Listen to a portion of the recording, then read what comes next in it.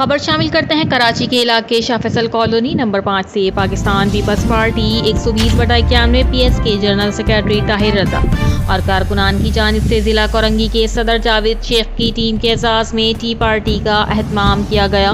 جس میں ڈاکٹر طاہر خان، رفیق باجوہ، وجاہت اللہ خان، عمران احسن، رفیق میمن، رزاق تاج، ڈاکٹر شکیل احمد، معظم قریشی، ہارون خٹک، ظفر احمد، سہیل حبیب، برکت اللہ عباس، تنیو، وقار بیگ سمیت کارکنان موجود ہیں۔ رپورٹ اشتیاق علی مولائی، آواز سندھ نیوز، کراچی۔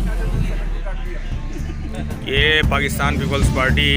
ڈسٹرکٹ کورنگی کے پریزیڈنٹ جاوید شیخ صاحب کے ساتھ پاکستان پیپلز پارٹی